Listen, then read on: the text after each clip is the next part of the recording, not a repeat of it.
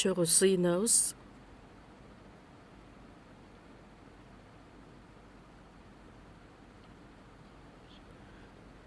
Биздин ырайымдуу ыйык асмандагы Кудай Ата, күнөөлөрдүн жана мыйзамсыз иштерибиздин негизинен адашкан биздин жаныбызды өзүңүз сүйүп, өзүңүздүн балдарыңыз кылып алгандыгыңыз үчүн чын жүрөктөн ыраазычылык билдиребиз. Биз дагы да алсыз адамдар жана кемчиликтерибиз көп экендигин жакшы билебиз. Өтө эле көп катачылыктарды кетирип жашайбыз, бирок ошого карабастан бизди өзгөрүүсүз өз сүйүүңүз менен сүйүп, жыйынга топтоп, өзүңүздүн жакшы сөзүңүздү угуздуруп, сиздин кубанычтуу даңкыңызга катыша тургандай кылып баардык баталарыңызды бергендигиңиз үчүн ыраазыбыз. Бүгүн ушул саатта Ыйса Машаяктын улуу каны аркылуу куткарылууга ээ болгон адамдардын баардыгы сиздин алдыңызда чогулуп, сөз үйрөнүп, улуу баарлашууга бир болушубуз үчүн чакыргандыгыңызга ыраазыбыз.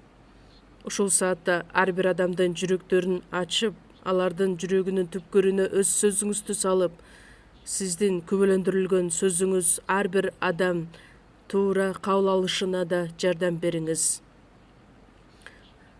Ушул сөз биздин жүрөктөрүбүзгө, жаныбызга рухий тамак боло тургандай кылып, сиздин улуу, ырайымдуу, даңктуу эркиңиз эмне экендигин таанып билишибиз үчүн биздин жашообуз мындан дагы бекем болуп, жашообузда көптөгөн өзгөрүүлөр болушуна жардам бериңиз. Биздин арабызда ооруп жаткан бир туугандар, кыйынчылыктарды баштарынан өткөрүп жаткан бир туугандар болсо, алардын акыбалын өзүңүз билгендиктен ар бири менен чогуу болуп, ошол кайгы, азаптын баардыгын чечип чыгууга өзүңүз жетектеп, сиздин ардыңыздан ээрчип жашашыбыз үчүн бир дагы адам алыстабашына жардам бериңиз. Бүткүл дүйнө жүзү боюнча жакшы кабар таркатылып жаткан жерлерде өзүңүз чогуу болуп, сиздин сөзүңүз менен адамдар күчкө толуп, ушул жакшы кабар сөзү көптөгөн адамдарга жетишине шарттарды түзүп бериңиз. Азыркы учурда 5-съезд башталган учуру. Ушул конференциянын аягына чейин өзүңүз чогуу болуп, көптөгөн адамдар куткарылууга ээ болушуна жардам берүүңүздү суранабыз. Акыркы 7-съездге чейин өзүңүз көңүл буруп, ырайымыңыз менен чогуу болуп, эч бир азаптар, кыйынчылыктар жок, аман эсен аягына чейин бүтүрүп, баардык даңктоолорду сизге арнай турган конференция болушуна дагы жардам бериңиз. Ушул саатты башынан аягына чейин сизге тапшырып, куткаруучубуз Ыйса Машаяктын ысымынан сыйындык. Амин. Даңктоо группасын чогулгабыз.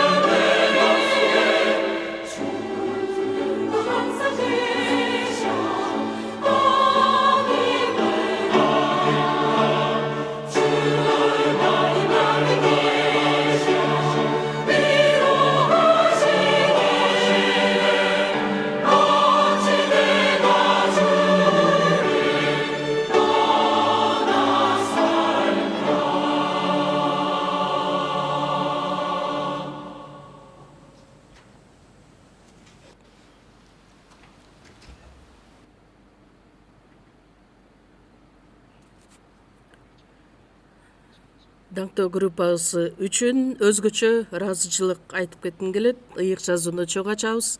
Галатиялыктарга жазылган кат 4-бөлүмдү чогуу ачабыз.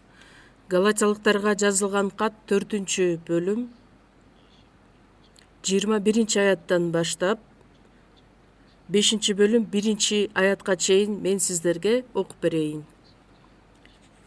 4-бөлүм 21-аяттан баштап: силер мыйзамдын бийлиги астында болууну каалагандар, айткылачы мага, мыйзамда эмне айтылганын уккан жок белеңер? Анткени ыйык жазууда Ибрайымдын 2 уулу бар эле, бири күң аялынан, бири эркин аялынан деп жазылган. Бирок күң аялынан төрөлгөн уул кадимки балдардай, ал эми эркин аялынан төрөлгөн уул убада боюнча төрөлгөн. Мында каймана маани бар. Бул эки келишимди билдирет. Бири Синай тоосунда түзүлгөн. Ал балдарын кулчулук үчүн төрөгөн Ажар. Ажар Аравиядагы Синай тоосун билдирет. Ал азыркы күндөгү Иерусалимге туура келет. Анткени Иерусалим өзүнүн балдары менен кулчулукта. Жогорку Иерусалим болсо эркин, ал баарыбыздын энебиз. Анткени ыйык жазууда кубан, баласы жок төрөбөс аял, кубанып кыйкыр, катуу үн сал, толгоо тартып кыйналбаган аял. Анткени күйөөсү бар аялга караганда күйөөсү таштап кеткен аялдын балдары көп деп жазылган. Бир туугандар, силер да Ыскакка окшоп убада боюнча төрөлгөн балдарсыңар. Бирок ушул убакта кадимки балдардай төрөлгөн бала рух боюнча төрөлгөн баланы кубалаган. Азыр да ошондой. Бирок ыйык жазууда эмне деп айтылат? Күң аялды баласы менен кууп чык, анткени күң аялдын баласы эркин аялдын баласы менен бирге мураскор болбойт. Ошондуктан бир туугандар, биз күң аялдын балдары эмеспиз, эркин аялдын балдарыбыз. Машаяк бизге тартуулаган эркиндикте жашагыла, кайрадан кулчулуктун моюнтургун кийбегиле. Ушуга чейин окуйбуз. Биздин конференциянын 4-съезди аман-эсен жакшы бүттү. Бардыгыңыздар чоң эмгек кылдыңыздар. Бүгүн эрте мененки саатта, жекшемби күнү кече чарчап, бүгүн келбей калабы деп дагы мен кабатыр болдум эле. Сиздер дагы өтө чарчагансыздар, бирок ошол чарчоону дагы жеңүү менен ушул саатта келип отургандыгыңыздар үчүн дагы чоң ыраазычылык. Ал сиздердин жүрөктөрүңүздөрдү Кудай сөзсүз түрдө көрүп турат, өзүнүн даңктуу батасы менен чогуу болот деген ишенимдемин. Менин бетимди карасаңыздар, азыр кызарып турат. Ошол кызарганы кетпей койду. Анткени мен жакында эле Африкадан келдим эле. Африкадан келгенден эле конференцияга катышып, балки мен чарчагандыктанбы же күндүн нуру мага көбүрөөк өтүп кеткендиктенби, ушул бетим азыркы учурда кызыл бойдон турат. Азыркы ушул маалда биздин лагерде конференциянын 5-съезди өтүп жаткан учуру, 7-съездге чейин көптөгөн адамдар катышып, куткарылууга ээ болуп, аман-эсен өткөн конференция болушу үчүн чогуу сыйынып берсеңиздер деп суранып кетет элем. Кимде ким жакшы кабарды таркап жаткан болсо, аларга дагы чоң мүмкүнчүлүк катары болушу үчүн бүгүн сиздер менен сүйлөшө турган сөзүбүз Галатиялыктар 4-бөлүм өзгөчө 26-аят. Жогорку Иерусалим болсо эркин, ал баарыбыздын энебиз. Ушул сөздөргө токтолобуз.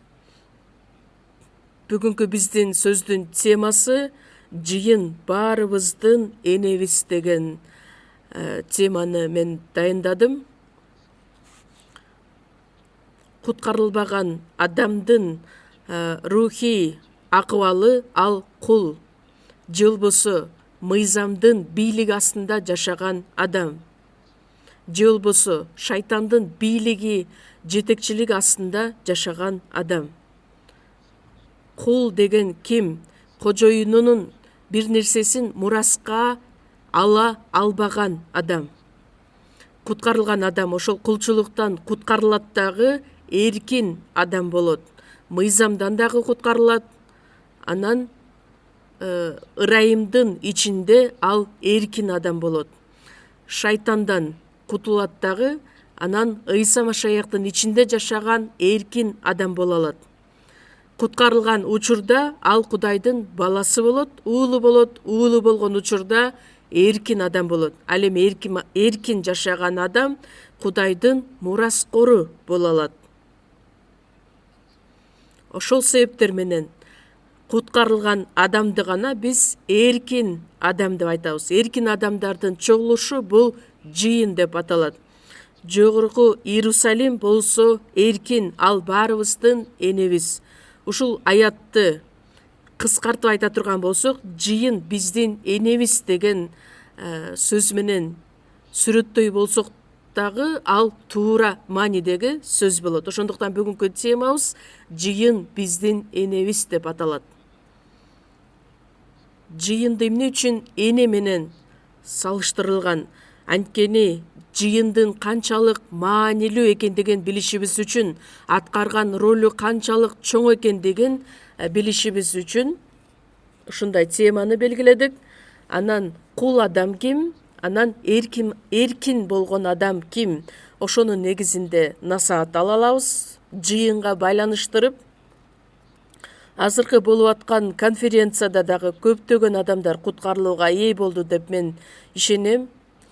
Ал адамдардын саны дагы өздөрүнүн куткарылуусун текшерип отуруп, кул адам ким, эркин адам ким, куткарылуудан кийинки биздин руханий жашообуз дагы өтө маанилүү.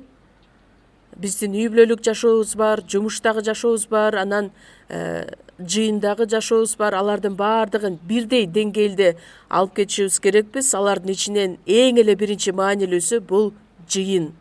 Анткени куткарылгандан кийин биз кайсыл жерде жашашыбыз керекпиз, ким менен болушубуз керекпиз, кандай жашоону алып барышыбыз керекпиз, ошонун баардыгына биз жыйында болуубуз менен үйрөнө алабыз.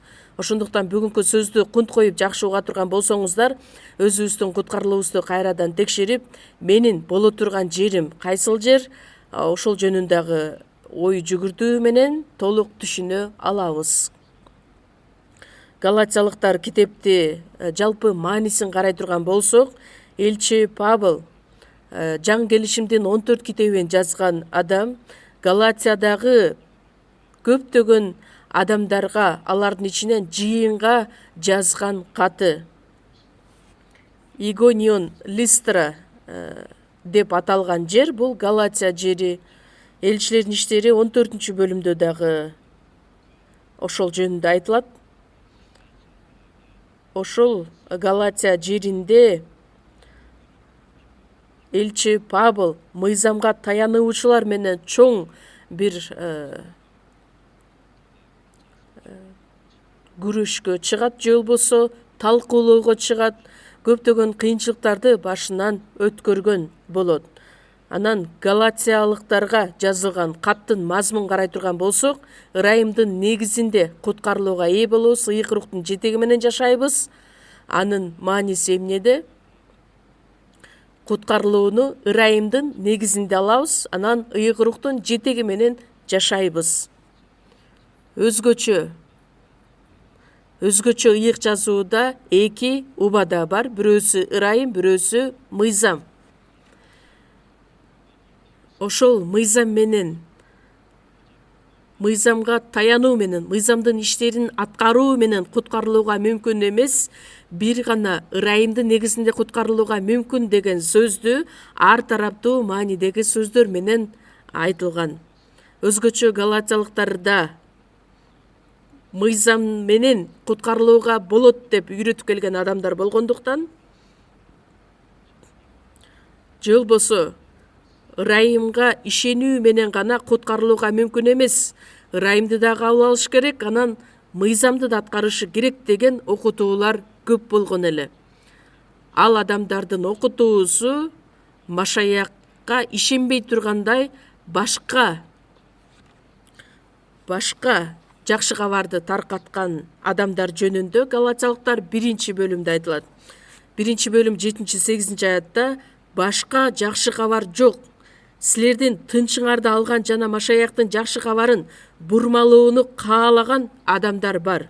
Бирок бизби же асмандан келген периштеби башында силерге өзүбүз тараткан жакшы кабарга каршы келген жакшы кабарды таратса, ага анафема болсун же болбосо каргыш болсун. Анткени куткарылууга биз бир гана Ыйса Машаякка ишенүү менен же болбосо ырайымдын негизинде гана ала алабыз. Ошого басым жасалат. Ишеним плюс мыйзам деген нерсе жок. Анын бардыгы жакшы кабарга жатат. Башка жакшы кабарга жатат. Ошондуктан ишениминде дагы да олку солку болуп жаткан болсо, Галатиялыктар 1-бөлүмдөн 6-бөлүмгө чейин сөз түрдө кылдаттык менен жакшынакай окуп, анан өзүңүздөргө жыйынтык чыгарып алсаңыздар болот. Кээ бир адамдар өзүнүн адилеттигине таянуу менен мен бейишке барам деген адамдар дагы бар. Ошол адамдар Галатиялыктарга жазылган китепти бир жолу окуп коюшуңуздарды мен каалап кетет элем. Анткени биздин куткарылуу көйгөйүбүз дайыма анык болушу керек. Бүгүнкү биздин негизги текстти да карап көрө турган болсок, Галатиялыктар 4-бөлүм 21-аяттан баштап 26-аятка чейин мыйзам жана ырайым жөнүндө айтылат. Өзгөчө 2 аял, 2 уул жана 2 Иерусалимди салыштыруу менен биргеликте мыйзамга таянган адам ал кул, ал эми ырайымдын негизинде жашаган адам ал эркин адам экендигин билдирет. 21-аятта мыйзамдын бийлиги астында болууну каалагандар, мыйзамга таянган адамдар, өзүнүкүн бербей жашаган адамдар. 22-аятта Ибрайымдын 2 уулу бар эле, бири күң аялынан, бири эркин аялынан. Бирок күң аялынан төрөлгөн уул кадимки балдардай, ал эми эркин аялынан төрөлгөн уул убада боюнча төрөлгөн. Мында каймана маани бар. Бул 2 келишимди билдирет. Бири Синай тоосунда түзүлгөн, ал балдарын кулчулук үчүн төрөгөн Ажар. Ажар Аравиядагы Синай тоосун билдирет. Ал азыркы күндөгү Иерусалимге туура келет, анткени Иерусалим өзүнүн балдары менен кулчулукта. Жогорку Иерусалим болсо эркин, ал баарыбыздын энебиз. Ибрайымдын 2 аялы Сара менен Ажар. Сара менен Ажар аркылуу төрөлгөн Искак менен Исмаил. Азыркы Иерусалим жана жогорку Иерусалим. 2 аял, 2 уул, 2 Иерусалим. Ошого байланыш насаат сөз айтылат. Израилдин атасы болгон Ибрайым. Ибрайымдын 2 аялы болгон эле. Бирөөсү кул күң аялы болгон Ажар, экинчиси болсо эркин аял болгон Сара. 23-аятты карасаңыздар, күң аялынан төрөлгөн уул кадимки балак, ал эми эркин аялынан төрөлгөн уул убада боюнча төрөлгөн. Кудай өз убадасын Ибрайымга берет, сен уул төрөйсүң деп. Ибрайым Ур жергесине чыгып Канаан жерине барат. Анан Канаан жергесине келгенде 15 жыл отурукташат. Кудай уул берем деди эле, бирок уул берген жок. Убакыт өтсө дагы. Анан Ибрайымдын аялы Сара күтө албагандыктан өзүнүн кулу болгон Ажарды, Мисир аялын Ибрайымга жөнөтөт дагы, экөөнү бириктирип күң аялынан төрөлгөн уул Исмаил болот. Сара өзүнүн адамдык акылына таянуу менен ошол жолду тандап алгандыктан ал күң аялынан төрөлгөн уул кадимки бала, дене аркылуу төрөлгөн бала. Анткени ал жакка өзүнүн оюн камтыгандыктан, өзүнүн акылына таянгандыктан жыйынтыгында кулду төрөйт. Андан кийин башталыш 17-бөлүмдө Кудай Сарага келет дагы, сага уул төрөйсүң деп, Сара деп Сараны Сара деп өзгөртөт. Анан Сара деп алмаштырып берет. Сара деген мааниси эне дегенди билдирет. Ал эми Сара деген элдердин энеси дегенди билдирет. Өзгөчө ысымды ыйгарат. Ажардын ысымы эмнени билдирет билесизби? Мен ушул теманы даярдаганга чейин ажардын ысымы эмнени билдирет ойлонуп көрбөптүрмүн. Ажар деген бул качуу дегенди билдирет, качкын дегенди билдирет. Ал эми Сара деген бул бүт элдин энеси. Ыбрам деген ишенимдин атасы эле. Ал эми Ыбрам бардык элдердин ишенимдин атасы дегенди билдирет. Ошондуктан Сараны дагы Кудай жөн эле эне эмес, бүт элдердин энеси деп өзгөртүп бердик. Ыбрайым ишеними менен акталган адам. Ошондуктан куткарылган адамдардын өкүлү катары. Бардык ишенген адамдардын өкүлү катары, ишенген адам катары Ыбрайым. Ошондой сыяктуу эле аялы Сара. Мисалы үчүн Ажар ал мыйзамдын өкүлү, ал эми Сара Ырайымдын өкүлү катары көрсөтүлгөн аял. Туура түшүнсөңүздөр, мыйзамга таянган адамдар аягына чейин кул болот. Ал эми Ырайымга ээ болгон адам ал эркин адам болот. Ошондуктан бардык эркин болгон адамдардын өкүлү бул элдердин энеси деп, Сара деп Кудай өзгөрткөн. Ыбрайым ошол учурда 100, ал эми Сара 90 жашка келгенде бала төрөөгө мүмкүн эмес болгон учурда Кудай өзүнүн күчү аркылуу силерге уул берем, уул төрөйсүң деген убада берет дагы, ал убада дагы аткарылат. Ыскак Кудайдын убадасы боюнча төрөлгөн бала болгондуктан Галатиялыктарга жазылган кат 4-бөлүм 24-айт.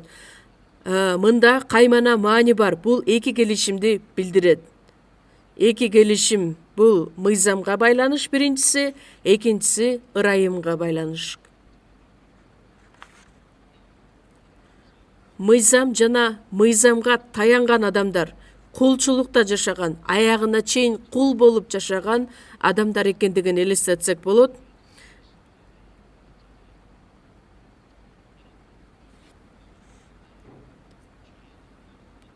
Мыйзамга таянган адамдарды салыштырып айтат, эки аял аркылуу. Мыйзам жөнүндө бир аз ойлонуп көрө турган болсок, мыйзам бул Кудайдын канчалык ыйык, канчалык жакшы Кудай экендигин түшүндүрүш үчүн ошол мыйзамды Кудай көрсөткөн. Мыйзам аркылуу Кудай өзүнүн нормасын же болбосо стандартын, чен өлчөмүн көрсөтөт. Римдиктер 7-бөлүм 12-аятта ошондуктан мыйзам ыйык, осуят да ыйык, адилет жана жакшы. Мыйзам жана осуят ыйык. Кудайдын канчалык адилет жана жакшы экендигин ошол мыйзам бизге ачып көрсөтөт. Мыйзамды Кудай кандай максатта берди эле? Адам өзүнүн күнөөсүн түшүнүп, күнөөсү үчүн сотко бара тургандыгын билип, анан күнөөсү бар адам тозокко бара тургандыгын билиш үчүн, аны тобо кылдырыш үчүн берилген мыйзам. Римдиктерге жазылган кат 3-бөлүм 19-20 аяттарды биз жакшы билебиз. Мыйзамдын бийлик астындагыларга айтылган бардыгынын оозу жабылат, бүт дүйнө Кудай алдында айыптуу болот. Анткени мыйзамды аткаруу менен анын алдында бир да адам акталбайт. Анткени күнөөнүн күнөө экендиги мыйзам аркылуу билинет. мыйзам Кудайдын нормасын же болбосо стандартын, Кудайдын астында мен күнөөкөрмүн. Кудай ушунчалык адилет, ушунчалык ыйык Кудай. Ал эми мен өтө бузулган акыбалга ээ болгон, анан күнөөлөрүм үчүн тозокко бара турган, тозокко барганга татыктуу адам экенимди далилдеп көрсөтөт. Ошондуктан баардыгынын оозун жабыш үчүн, кандай ооз жабылат? Күнөөсү, менин күнөөм жок деген адамдардын оозун. Эмне үчүн? Бүт дүйнө Кудай алдында айыптуу болот. Соттун астына келе тургандыгын көрсөтүш үчүн. Кудайдын сотуна келүү деген нерсени баардык адамдарга бирдей көрсөтүп бериш үчүн. Мыйзамдын негизинде адамдардын баардыгы тобо кылып Кудайга кайрылып келсин деген максатта. Албетте, мыйзамды биз 100% толук кандуу аткара турган болсок, анда түздөн түз ал адам бейишке бармак. Бирок негизги көйгөй адам аты аркылуу төрөлгөндүктөн күнөөкөр табиятка ээ болуп, мыйзамды аткара ала турган бир дагы күч жок. Мыйзамда көйгөй эмес, көйгөйдүн баардыгы проблема бул адамда. Анткени мыйзамды аткара ала турган күч адамдарда жок болгондуктан. Мисал үчүн бир мисал келтирип берейин сиздерге. Бир адам Сеулдун так ортосунда жайгашкан Хан дарыясына келет дагы, эч бир инструмент, эч нерсе жок эле адамдарга түшүндүрүп айтат. Бул жээктен тигил жээкке чейин өтүш үчүн мен силерге бир жообун айтып берейин. Адамдардын баардыгы кызыккандыктан ал адамдын астына келип чогула башташты. Ал айтат, мен силерге бир сырды ачып берейин. Жашыруун сырды айтайын. Оң колуңарды койгула дагы, ал оң колуң сууга киргенге чейин сол колуңду сууга ташта дейт. Ошондо кандай адам болбосун, бул жээктен тигил жээкке чейин 1000 километрди дагы ал сүзүп өтө алат дейт. Ушундай сөздү айткан экен. Бул сөздө кандайдыр бир көйгөй барбы? Ал сөз туура, бирок адам ошол дарыяны агып сүзүп чыга ала турган күчү барбы, жетеби же жокпу? Ошондой сыяктуу эле сөз менен мен бейишке барам деген ишеним бар, бирок ошонун баардыгы иш жүзүндө аткарылдыбы же жокпу? Мына көйгөй ошондо жатат. Лебилер китеби 18-бөлүмдө дагы мыйзамды түшүндүрүп жатып, эмне деп айтылат? Мыйзам аткарган адам ал тирүү болот. Эгерде ал 100% мыйзамдын баарын аткарган болсо, ал бейишке барат. Бирок мыйзамды аткарууга адамда бир дагы күч жок. Түшүнүктүүбү? Куткарылган адам, менимче баардыгы түшүнөсүздөр деп ойлойм. Эң негизги көйгөй адамда күнөө бар дегени.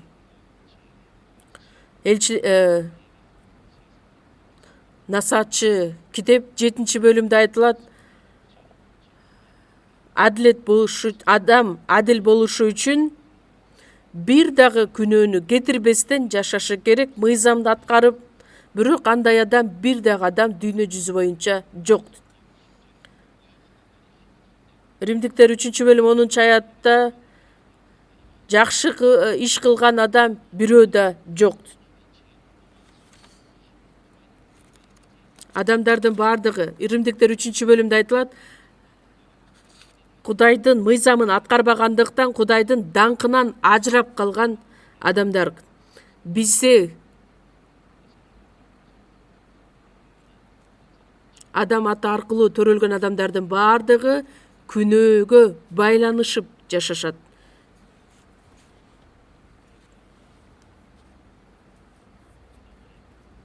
Адам аты аркылуу төрөлгөн адамдардын баардыгы төрөлгөндөн баштап эле бузулган жолдо жашашат.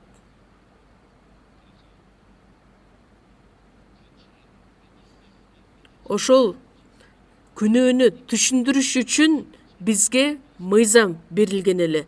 Мыйзам берилгенге чейин эле күнөө бар эле.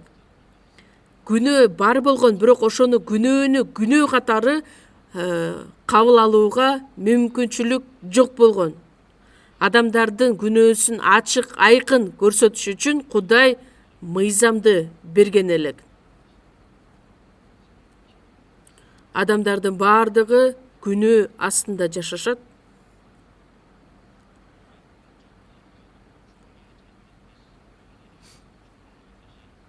Денеде Ажар ал Исмаилди төрөгөн эле. Ошондой эле кул болуп төрөлгөн бала адам аягына чейин кул бойдон кала берет. Галатиялыктар 4-бөлүм 24-аятта кандай деп жазылат? Мында каймана маани бар. Бул эки келишимди билдирет. Бири Синай тоосунда түзүлгөн. Ал балдарын кулчулук үчүн төрөгөн Ажар. Ажар Аравиядагы Синай тоосун билдирет. Ал азыркы күндөгү Иерусалимге туура келет. Анткени Иерусалим өзүнүн балдары менен кулчулукта. Синай тоосун билесиздер да, Муса Кудайдын мыйзамын кабыл алган жер. Ажар мыйзамга байланышкан аял элек. Азыркы күндөгү Иерусалимге туура келет. Мыйзамга таянган адам ал кул адам. Галатиялыктар китеби жазылып жаткан учурда Иерусалимде мыйзам аткаруучулар өтө көп эле. Анан куткарылууга ээ болуш үчүн сөзсүз түрдө мыйзамды аткарышы керек деген талаптар коюлган элек.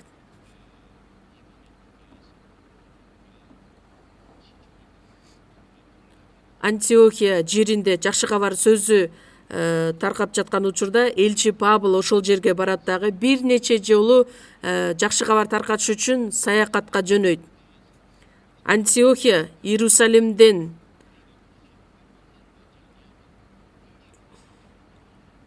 эгерде кимде ким Мусанын мыйзамы боюнча сүннөткө отургузулбаса, анда ал куткарылбайт деп адамдарды үйрөтүшкөн эле.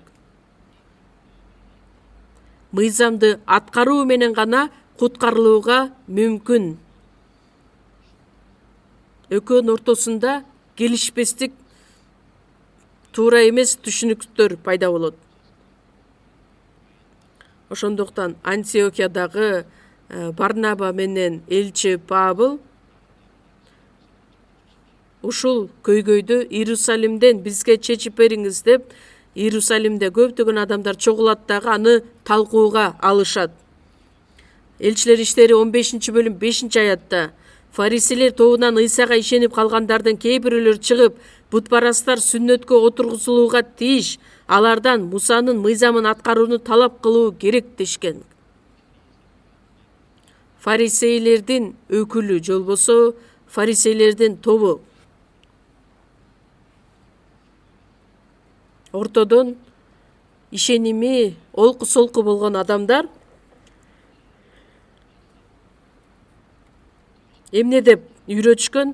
Бутпарастар сөз сүннөткө отургузулууга тийиш, анан Мусанын мыйзамын аткарууга талаптарды коюшкан эле.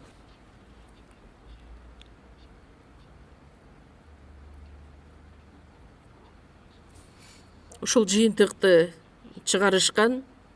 Элчилер иштери 21-бөлүм 20-аятта элчи Павыл өзүнүн саякатын аяктап, анан кайрадан өз жерине кайтып бара жаткан учурда жүйүттөрдүн ичинен көптөгөн миңдеген жүйүттөр Ыйсага ишенип калышты. Иерусалимде көптөгөн адамдар Кудайга ишеништи, бирок алардын көбү мыйзамга таянгандар. Элчи Павылдын аларга жеткирген сөзү эч качан мыйзамды аткаруу менен эмес, ырайымдын негизинде куткарылууга мүмкүн деп айтып келген эле. Жыйынтыгында элчи Павыл мыйзамга таянуучулар үчүн алар менен көптөгөн талкууларга түшөт. Андан кийин куугунтукка алынып, аны кубалап жиберишет. Жыйынтыгында алар куткарылууга жете алышкан жок. Эмне үчүн? Анткени аягына чейин өзүнүкүн бербестен мыйзамга таянган адамдар болгондуктан. Баштапкы жыйындарда ушундай кыйынчылыктар болгон эле. Степанды Синедриондо өлтүргөндө, ташбаранга алып өлтүргөн учурда эмне үчүн аны күнөөлөштү эле? Эки себеби бар эле.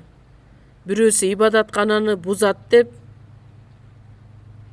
экинчиси мыйзамды бузду деп, мыйзамга каршы чыкты деген себептер менен Степанды ташбаранга алышкан эле. Римдиктерге жазылган кат 9-бөлүмдү чогуу ачабыз. Римдиктерге жазылган кат 9-бөлүм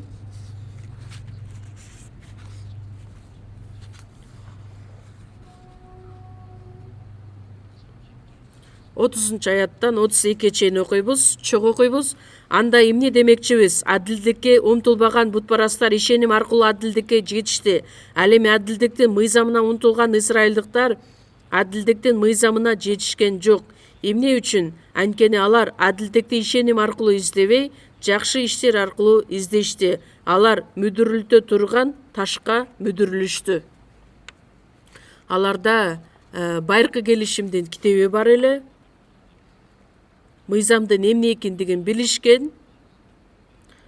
Мыйзамды аткаруу менен, мыйзамдын иштери менен гана биз бейишке бара алабыз деп өзүнүкүн бербеген жүйүттөр.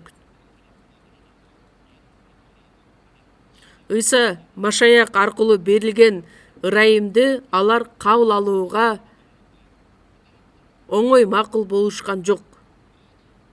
Жүйүттөр аягына чейин мыйзам жолунда түштү дагы өзүнүкүн берген жок.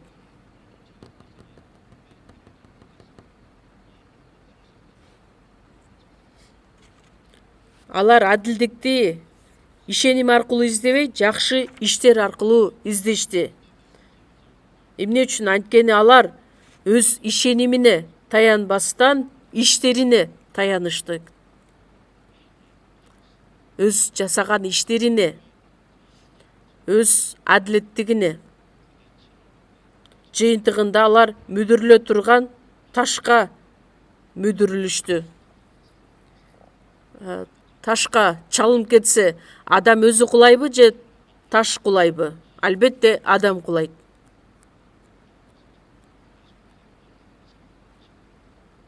Ыйсага каршы Ыйсанын айткан сөздөрүн кабыл албаган болсо, ким кыйрайт? Ыйса кыйрайбы же ошол ага таянбаган адам кыйрайбы? Ыйса ал Кудай өзү адамдын денесинде бул дүйнөгө келген. Жыйынтыгында Ыйсага каршы чыккан адам ал өлүмгө дуушар болушу мүмкүн. Ыбрайым өзүнүн күң аялы Ажар аркылуу Исмаилдин төрөлгөнү, кул аркылуу кул төрөлгөндүктөн аягына чейин кул болуп калды.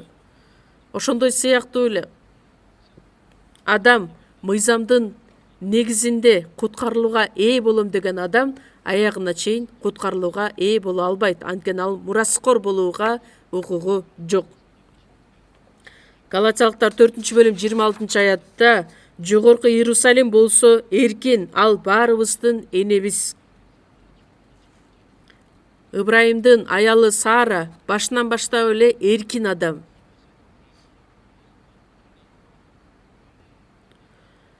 Бул Ыйса Машаяктын ичиндеги болгон убадага ишенген адамдарды көрсөтөт. Ыйса ал жогоруда турган Ыйса. Жогорудан келген Ыйса. Жогорудан ылдый жакка келген Ыйса. Эмне үчүн жогорку Иерусалим деп айтылат? Анткени Ыйса ал бизге окшош эмес, ал дайыма жогоруда турган, жогорудан төмөн түшкөн Ыйса. Ыйык жазуудан карайлы. Жакан жазган жакшы кабар 3-бөлүмдө. Жакан жазган жакшы кабар 3-бөлүм 31-аят.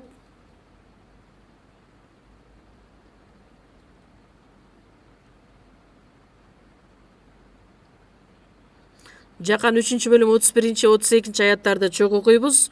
Жогорудан келген баарынан жогору, бул дүйнөдөн келген, бул дүйнөгө таандык.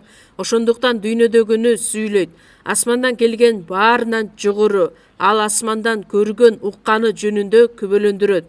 Бирок анын күбөлөндүрүүсүн эч ким кабыл албайт. Бул жердеги эң эле маанилүү сөз эмне? Жогорудан келген баарынан жогору. Асмандан келген баарынан жогору. Жогору деген сөзгө басым жасалган. Ыйса ал жогорудан келген, жогорудан ылдый түшкөн. Ал эми биз башынан баштап эле бул жерге, бул дүйнөгө тааныш адамдарбыз. Ыйса жогорудан келген катары Кудайдын ким экендигин бизге толук айтып бере алат.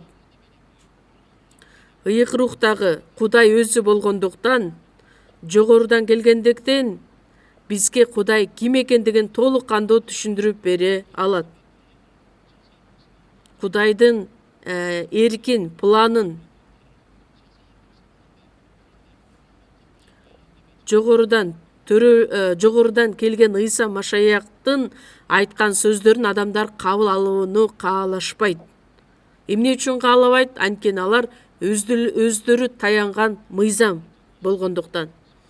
Жакан 8-бөлүм 23-аятты дагы чогуу ачабыз.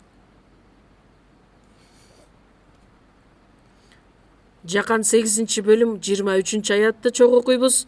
Ыйса аларга: силер төмөн жактансыңар, мен жогору жактанмын. Силер бул дүйнөдөнсүңөр, мен бул дүйнөдөн эмесмин.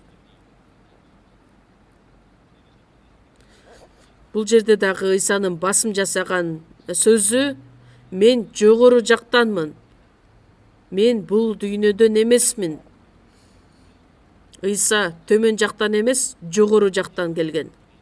Ал эми силер жүйүттөргө айтылган, адам аты аркылуу төрөлгөн адамдардын баардыгы эле төмөн жактансыңар. Силер бул дүйнөдөнсүңөр. Экөөнүн айырмасы өтө чоң. Негизги көйгөй биз төмөн жакта төрөлгөн адамдарбыз. Төмөндө жашаган адамдар. Анан кантип күнөөлөрүбүз кечирилип, Кудайдын балдары болуп, жогору жакты көздөй кете алабыз? Ошол мүмкүнбү? Төмөн жактагы адам кандайча куткарылууга ээ боло алат дагы жогору көтөрүлөт?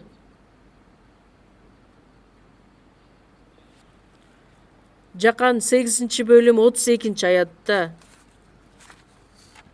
Бул аяттарды баардыгыңыздар жакшы билесиздер. Бул баардыгыбызга таандык. Чогуу окуйбуз. Ошондо чындыкты билип каласыңар жана чындык силерди эркин кылат.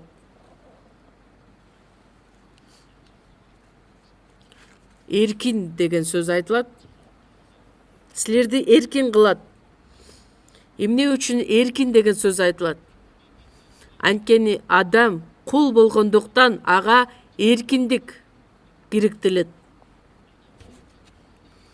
Адам аты аркылуу төрөлгөн адамдардын баардыгы мыйзамдын кулу, шайтандын кулу. Кул болгондуктан чындыкты таанып билген күндө гана ал эркин адам боло алат. Ошондуктан бизге керектелүүчү эң негизги көйгөй бул биздин күнөөбүз. 34-аятта, 34-аят 34-35-те окуйбуз. Ыйса аларга мындай деп жооп берди: чындыкты силерге чындыкты айтып коеюн, күнөө кылган адам күнөөнүн кулу. Бирок бул үйдө түбөлүккө калбайт, уул калат.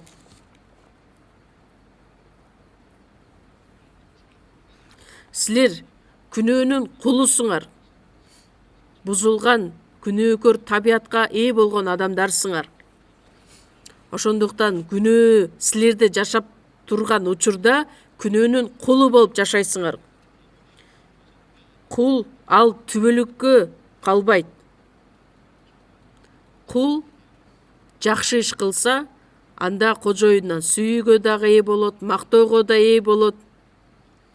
Анан кожоюндун үйүндө дагы жашай турган мүмкүнчүлүккө ээ болот. Эгерде кул чоң катачылык кетирсе, күнөө кетирсе, анда кул кожоюндун үйүнөн кубаланып чыгарылышы мүмкүн. Кул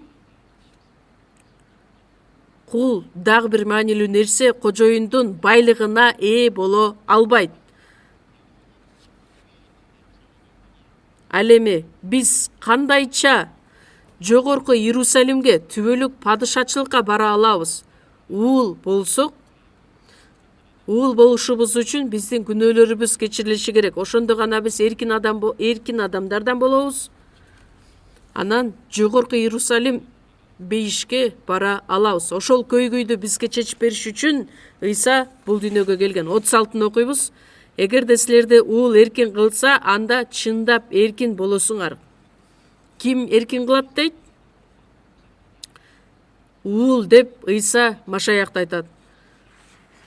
Кудай бул дүйнөнү абдан сүйгөндүктөн өзүнүн жалгыз уулун берди. Ага ишенген ар бир адам өлбөй түбөлүк өмүргө ээ болсун деп берди. Кудайдын жалгыз уулу бул дүйнөгө келди, биздин күнөөлөрдү өз моюнуна жүктөп алды. Биз үчүн ал жазаланды. Ошондуктан менин күнөөгө болгон көйгөйүмдү Ыйса келип чечип берди. Мыйзамдан биз эркин болдук.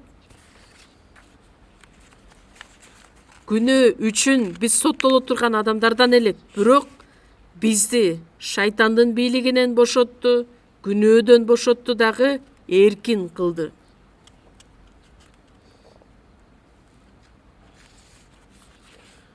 Экинчи Корундуктар 5-бөлүм 17 аятта ким Машаяктын ичинде болсо, ал жаңы адам, анткени мурункунун баары өтүп кетти, баары жаңы болду. Жаңы адам болдук. Машаяк ал жогорудан келгендиктен ал өзү эркин. Ошондуктан мен жогорудан төрөлүп жаңы адам болгондо, мен дагы эркин адам болом, Кудайдын уулу болом. Менин ичимде ыйык-ырык өзү жашайт. Ошондуктан Кудайга Абба, Ата деп кайрыла алабыз. 1 Корундуктар 9-бөлүм 20 аятта элчи Павыл айтат: мыйзам астында эмесмин. Эми мен эркин адам болгондуктан мыйзам астында жашаган адам эмесмин. Толугу менен мыйзамдан кутулдум. Куткарылууга ээ болгон адам ал күнөөдөн эркин болду, шайтандын бийлиги астынан эркин болду. Галатиялыктар 4-бөлүмдү ачабыз. Галатиялыктарга жазылган кат 4-бөлүм.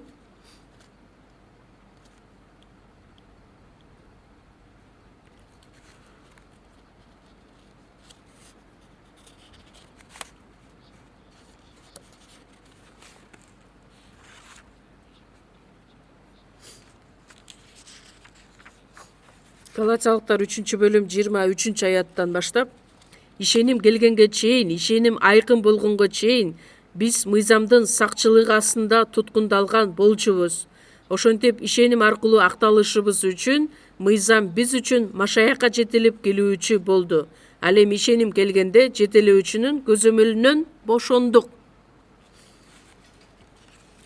Чоң окуйбуз: ишеним келгенде жетелөөчүнүн көзөмөлүнөн бошондук. Бул жерде жакшылап карасаңыздар, мыйзам келгенге чейин бар, анан мыйзам келгенден кийинки убакыт бар. Ошол учурда биз ээ боло турган ишеним бар. Ишеним келгенге чейинки убакыт, анан ишеним келгенден кийинки убакыт. Кудай өзү ачып берген ишеним, анан биз кабыл алган ишеним. ишеним келгенге чейин биз мыйзам астында болчубуз. Мыйзамдын ролу биз үчүн жетелеп келүүчү болчу. Ошол учурда китеп жазылган учурда жетелөөчү деген ал кимди билдирет? Мисалы үчүн Римде чоң бир бийликтеги турган адам боло турган болсо, анын баласы төрөлөт. Ал баласы чоңойгонго чейин, бой жеткенге чейин атайын баласын карап бере турган жетелөөчү же болбосо багуучу адам болгон эле. Ал бала чоңойгондон кийин мектепке барышы керек да. Мугалимге барып үйрөнүш үчүн. Ошол мугалимге жеткирип бергенге чейин атайын жетелеп келүүчү, багуучу бар элек.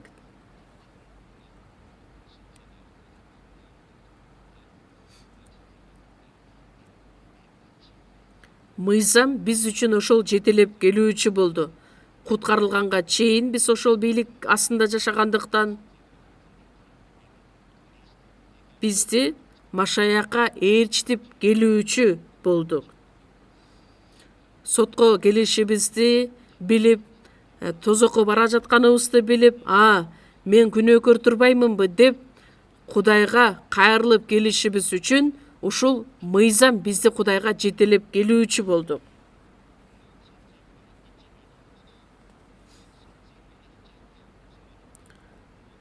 Эми ишеним келгенден кийин ошол жетелөөчүнүн көзөмөлүнөн бошондук.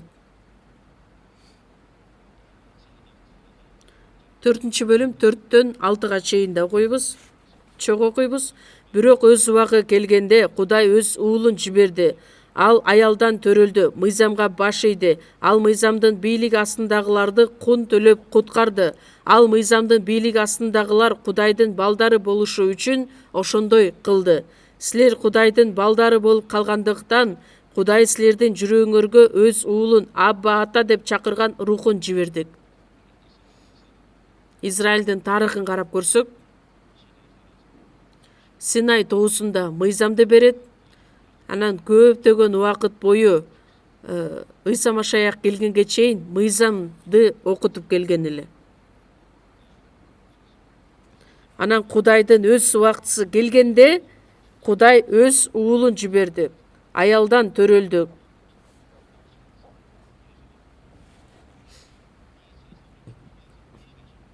Ыйса ал жогоруда турган эле. Бирок Ыйса бизге окшоп, адамдарга окшоп, мыйзамга баш ийди.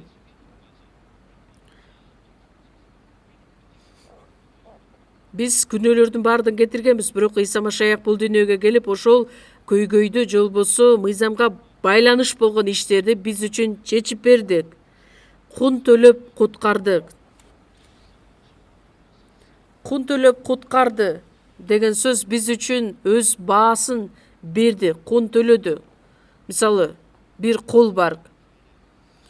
Ошол кулду кожоюнга сат деген сөз менен эле эмес, кул үчүн мен акча төлөшүм керек. Эгерде ал кул акчага сатылып алынса, анын кагазы болот, кагазды айырып салса, ал эркин адам болот. Ошондой сыяктуу эле биз кулчулукта төмөн жакта жашаган учурда Ыйса Машаяктын ырайымы аркылуу бизди эркин кылды.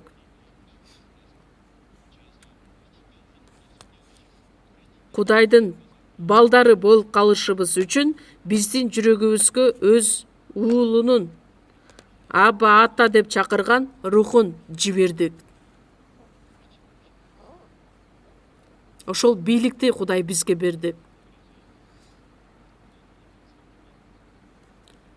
Ошондуктан куткарылган адам, күнөөсү кечирилген адам, Кудайдын уулу болгон адам, эркин болгон адам, бейишке барыш үчүн мураскор болгон адам, керемет сүйүүгө ээ болгон адам. Эркин адамдардын чогулган жерин биз жыйын деп атайбыз. Азыр деле куткарылган адамдар отурат да, ошондуктан жыйын. жыйынды Кудай төмөн жака койгон жок, баардыгынын үстүнөн жогору кылып койду. Биз жогоруда турган Машаяк менен байланыш болгондуктан өзүбүз дагы, биз чогуу болгон биздин жамаат жыйын дагы эми жогору турат. Эфестиктерге жазылган кат 1-бөлүм 22-аят. Эфестиктерге 1-бөлүм 22-аят.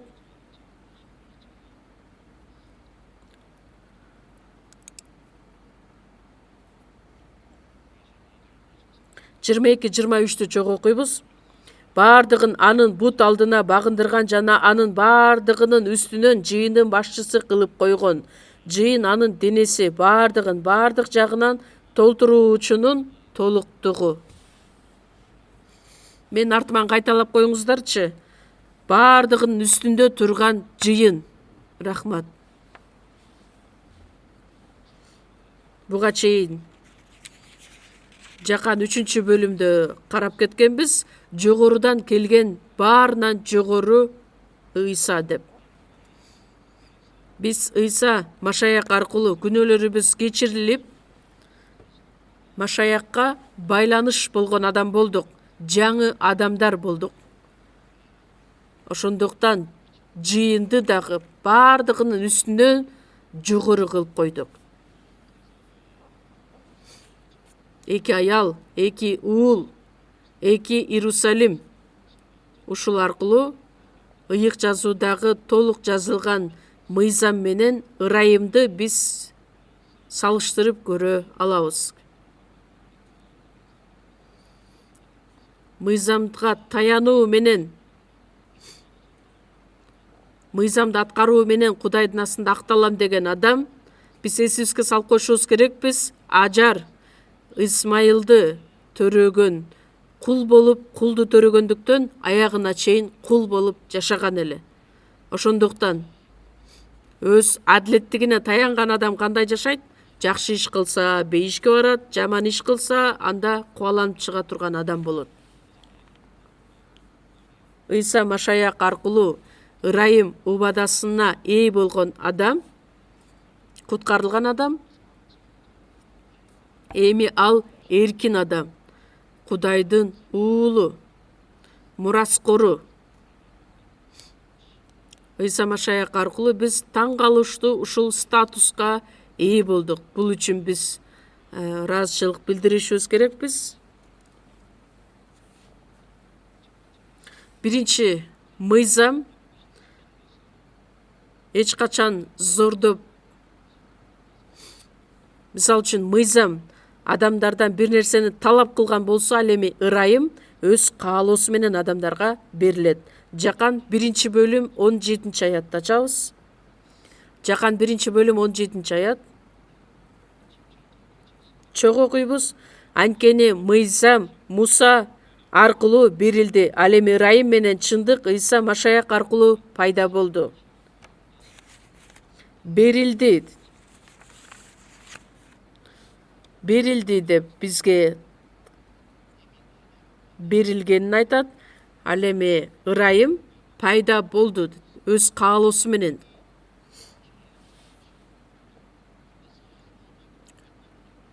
Адамдар ошол нерсени мойнуна албагандыктан күнөөсү үчүн сотко келиши керек экендигин билип, күнөө кетирген адамдарга талап кылган. Ал эми Ыйса Машаяк адамдардын баардыгы өздөрүн күнөөкөр экендигин билген учурда Ыйса адамдардын жөн гана тозокко кетип калуусун каалабагандыктан, Кудай жаратуучу Кудай, ал эми биз ал жараткан адамдарбыз. Биз үчүн өзүнүн жалгыз уулун жиберип, биздин күнөөлөрдү анын мойнуна жүктөп, күнөө көйгөйүн чечип, бизге эркин уулу болушубуз үчүн ушул бийликти мурас катары бердик.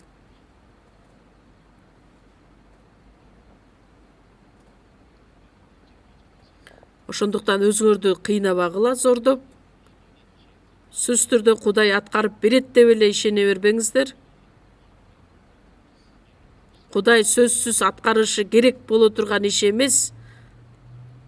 Кудай бизди сүйгөндүктөн, эгерде өзүнөн өзү боло турган иш эле деп эле кабыл алсак, анда бизге бир дагы Кудайга болгон ыраазычылык жок болот. Ошондуктан мыйзам бул талап кылуучу нерсе, ал эми ырайым өз каалоосу менен.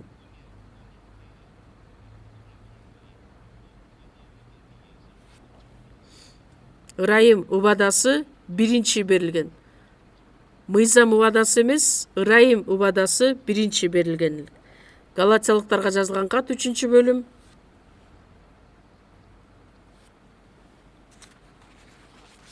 Галатиялыктарга жазылган кат 3-бөлүм 15-аят. Бир туугандар, жашоодон бир мисал келтирейин. Адам тарабынан бекитилген мурас кагазын эч ким жокко чыгара да, ага эч нерсе кошумчалай да албайт. 16-аятта бирок убадалар Ибрайымга жана анын урпагына берилген. Кудай Ибрайымга көптүк түрдө сенин урпактарыңа деп айткан эмес, сенин урпагыңа деп бирөө жөнүндө, башкача айтканда Машаяк жөнүндө айткан. Чогуу окуйбуз, мен бул нерсени айткым келет. 430 жылдан кийин келген мыйзам Кудай тарабынан алдын ала бекитилген келишимди жокко чыгарбайт. Демек, убада өз күчүн жоготпойт. Адамдардын ортосунда деле кандайдыр бир келишим түзүлгөн болсо, аны жөн эле оңой жол менен талкалоого, бузуп коюуга мүмкүн эмес. Израилдин тарыхын карасак, Кудай Ибрайымга, Ыскакка, Жакыпка өз убадасын берет. Башталыш 12-бөлүмдө сен бардык баталарга ээ болосуң. Ошол Кудайдын берген убадасы. Кандайча дүйнөнүн элдери Ибрайым аркылуу батага ээ болушат эле. Машаяк бул дүйнөгө келип, Машаяк жөнүндөгү сөз дүйнө жүзүнө таркатылуу менен адамдардын бардыгы ошол батага ээ боло ала тургандыгын көрсөткөн эле. Башталыш 26-бөлүмдө ошол эле сөздөрдү Ыскакка айтат. 28-бөлүм 35-аятта Жакып үчүн дагы кайрадан айткан. Израиль эли Жакыптын убагында Мисир жергесинде жашайт. Мисир жергесинде кулчулукта 430 жыл жашашкан эле. 430 жыл бүткөндөн кийин алар кулчулуктан куткарылып чыгарылышат. Сынай тоосунда алар мыйзамга ээ болушат. Ибрайымга берилген ошол Ибрайым, Жакып, Ыскактын батасы. Ойлонуп көрсөңүздөр. Жада калса, адамдардын ортосундагы түзүлгөн келишимди бузууга мүмкүн эмес болсо, анда Кудай менен түзүлгөн адилет келишимин жөн гана бузуп коюуга мүмкүнбү?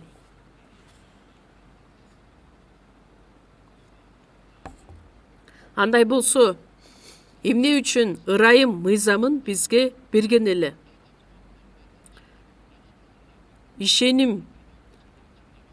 Ишеним аркылуу куткарылууга ээ болушу үчүн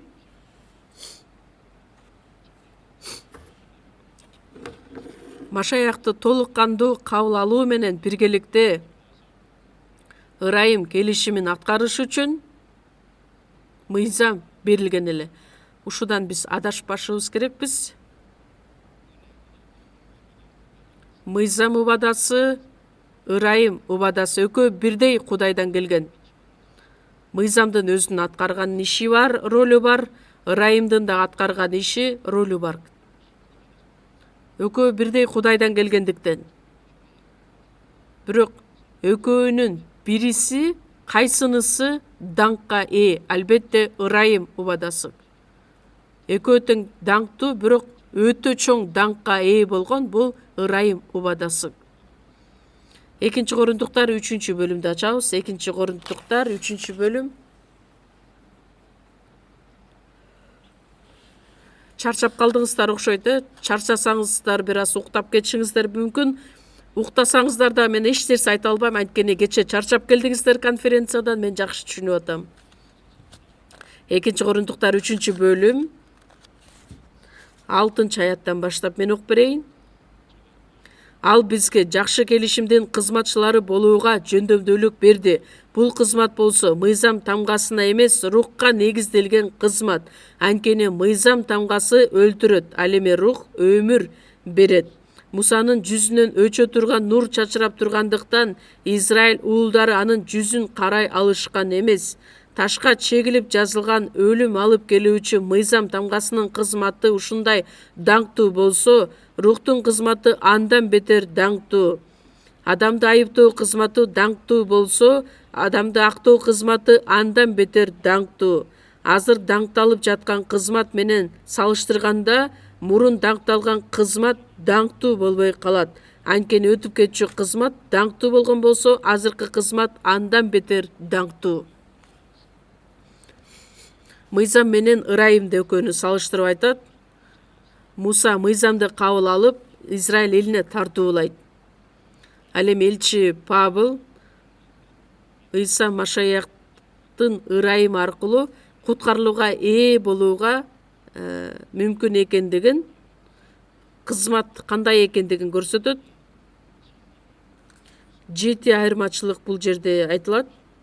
Карасаңыздар 6-аятта. Биринчиси, бул кызмат мыйзам тамгасы менен эмес, рухка негизделген кызмат.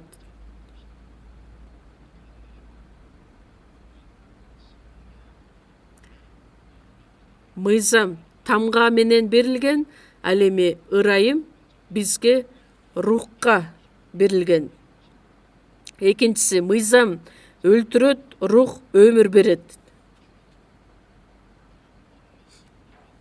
Мыйзам гана боло турган болсо, мыйзам күнөөнүн күнөө экендигин билдирет. Мыйзам гана боло турган болсо, анда адамдардын баардыгы өлүмгө дуушар болмок. Анткени мыйзам тамгасы өлтүрөт. Биринчиден өлгөн адам гана тирилет.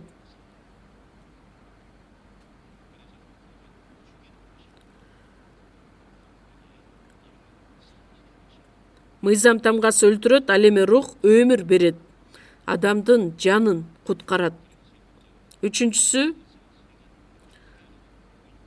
ташка чегилип жазылган эмес.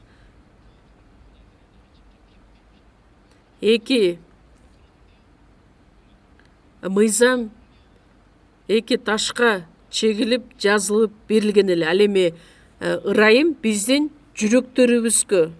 3-аятты карасаңыздар, биздин кызматыбыз аркылуу сыя менен эмес, тирүү Кудайдын руху менен таш лоокторго эмес, жүрөктүн эт лоокторуна жазылган Машаяктын каты. Мыйзам ташка, таш лоокторуна жазылган болсо, ырайым биздин жүрөктөрүбүздүн лоокторуна жазылган эле.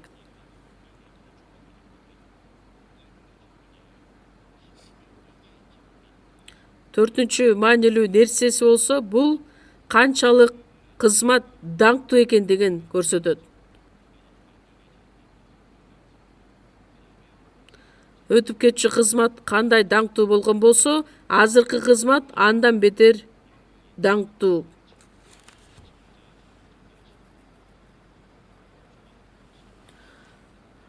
Мыйзам өлтүрөт, ал эми рух өмүр берет.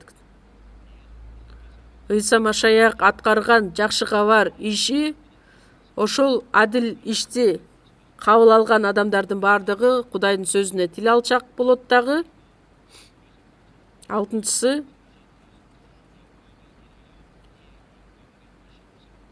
адамды айыптоо кызматы даңктуу болсо, адамды актоо кызматы андан бетер даңктуу болот. Ыйса Машаяктын ичинде болгон чындык аркылуу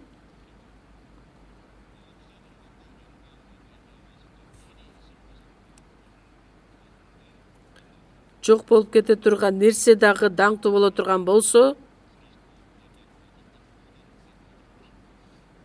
мыйзам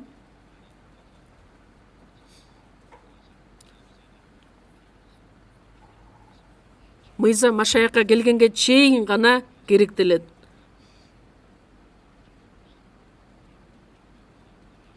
Мыйзамдан дагы ырайым толук өйдө тургандыгын, андан дагы даңктуу экендигин бизге экөөнү айырмалап көрсөтүп берет.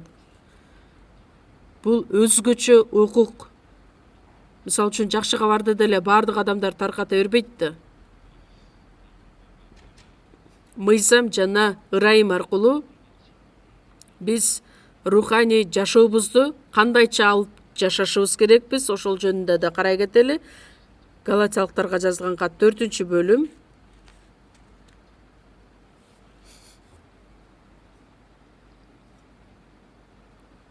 Галатиялыктарга жазылган кат 4-бөлүм, 27-аят.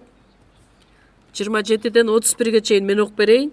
Анткени ыйык жазууда кубан баласы жок төрөбөс аял, кубанып кыйкыр, катуу үн сал, толго тартып кыйналбаган аял. Анткени күйөөсү бар аялга караганда күйөөсү таштап кеткен аялдын балдары көп деп жазылган. Бир туугандар, силер да Ыскакка окшоп убада боюнча төрөлгөн балдарсыңар.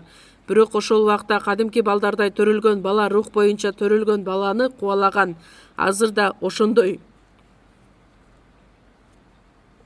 Бирок ыйык жазууда эмне деп айтылат? Күң аялды баласы менен кууп чык, анткени күң аялдын баласы эркин аялдын баласы менен бирге мураскор болбойт. Бул жерде биз силер менен ойлоно турган нерсе, мыйзам астында жашаган адамдар ырайым астында жашагандар караганда аспы же көппү? Аябай эле көп. Анткени адам ата аркылуу төрөлгөн адамдардын баардыгы күнөөнүн бийлик астында жашаган адамдар.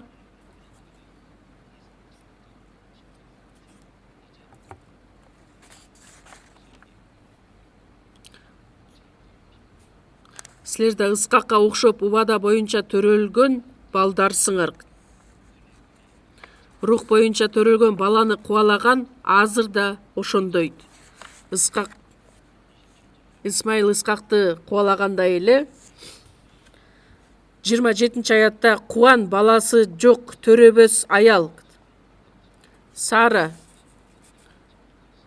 убадага ээ болгон, бирок көптөгөн убакыт бою бала төрөй алган эмес. Кудай айтат, кубан баласы жок төрөбөс аял, кубанып кыйкыр, катуу үн сал, толго тартып кыйналбаган аял. Анткени күйөөсү бар аялга караганда күйөөсү таштап кеткен аялдын балдары көп. Күйөөсү бар деген маанилүү.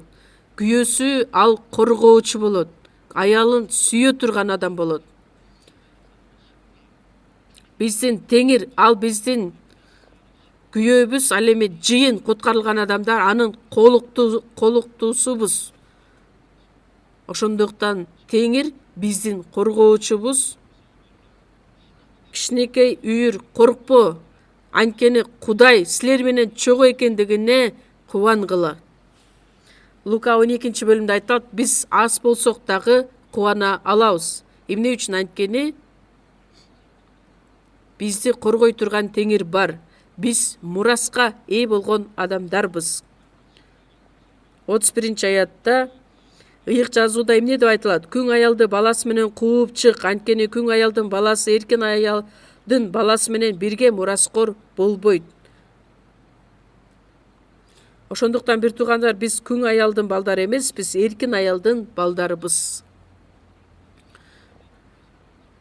Мыйзам бийлик астында жашаган адамдардын баардыгы аягына чейин өзүнүкүн бербестен мыйзамга таянат дагы, эркин боло албастан кубаланып чыгарылат. Кубаланып чыгарылган адам жыйынтыгында тозокко барат. Ал эми биз сиздер менен түбөлүк бейишке ала турган анык ишенимибиз бар. Эгерде бизде чыныгы ошол ишеним бар болгон болсо, канчалык куугунтуктар болбосун, канчалык кыйынчылыктар болбосун, биз өз ишенимибизде бекем тура алабыз. Бийлик, мыйзамдын бийлиги астында жашаган адамдар көп болгон күндө дагы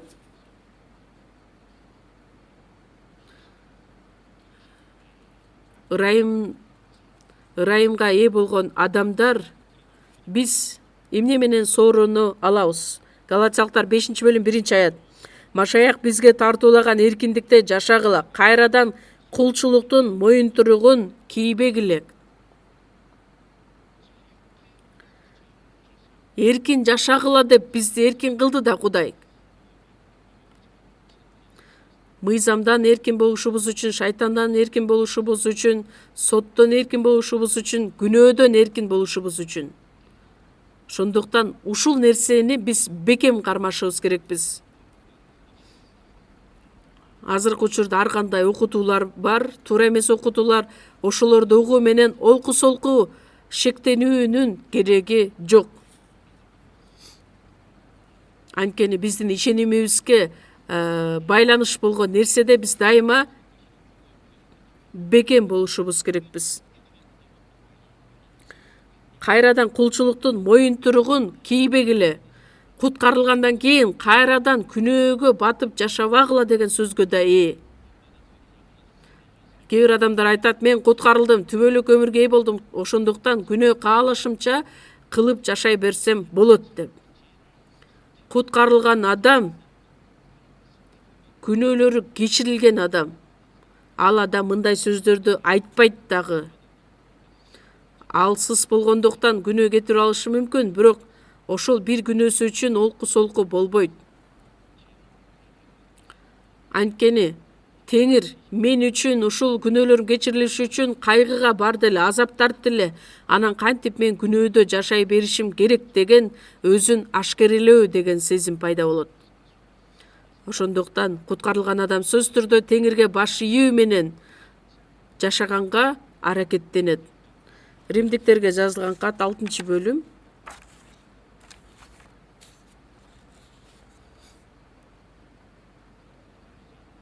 Римдиктерге жазылган кат 6-бөлүм 1-аятты чогуу окуйбуз. Буга эмне демекчибиз? Кудайдын ырайымы көбөйүш үчүн биз күнөө кыла беришибиз керекпи? Албетте жок. Ушинтип жазылат. Сиздерге суроо берейин. Сиздер албетте жок деп айтып көрүңүздөр. Буга эмне демекчибиз? Кудайдын ырайымы көбөйүш үчүн биз күнөө кыла беришибиз керекпи? Ооба, албетте жок. Ырайым көбөйүш үчүн күнөө кылышыбыз керекпи? Албетте жок. Римдиктерге 6-бөлүм 15-аятты окуйбуз чогуу. Эмне кылабыз? Биз мыйзамдын бийлиги астында эмеспиз, ырайымдын астындабыз деп күнөө кыла берелиби? Албетте жок. Бул жерде кайрадан сиздерге суроо берем, сиздер жооп бериңиздер. Ырайымдын астындабыз деп күнөө кыла берелиби? Албетте жок. Ким жооп берген жок азыр? Албетте жок. Анда мындан аркы жашообузду кандай жашашыбыз керекпиз? Кудайдын сөзүнө, Кудайдын эркине тил алчаактык менен биз мыйзамдан кутулдук, эркин болдук. Бирок Машаяктын ичинде жашаган адамдарбыз да, Машаяктын кулдары болгон адамдарбыз.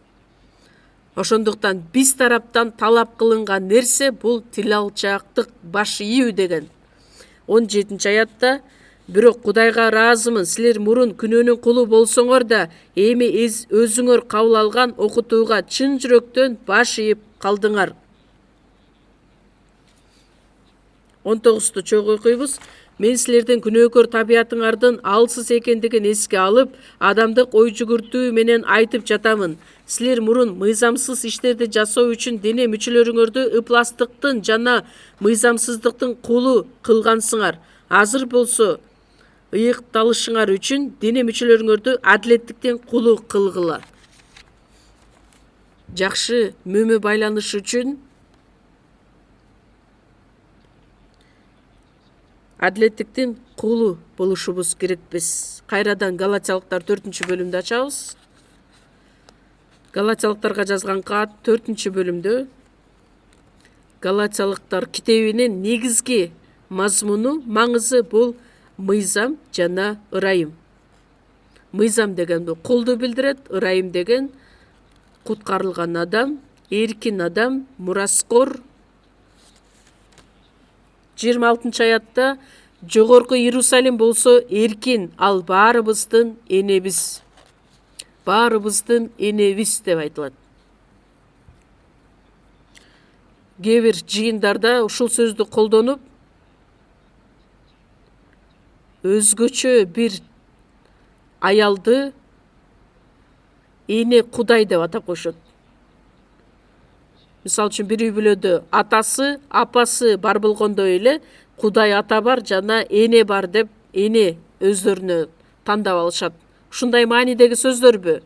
Албетте жок.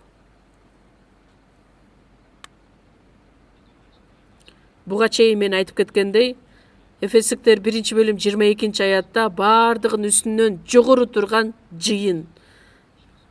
Ыйса биздин күнөөлөрдү кечирип, күнөөлөрүбүз кечирилгенден кийин, Кудайдын уулу болгондон кийин эркин адам кылды. Эми ошол эркин адам болгондордун бардыгы жыйынды түзөт. Жыйын деген бул эне. Энени жыйын менен салыштырган элек.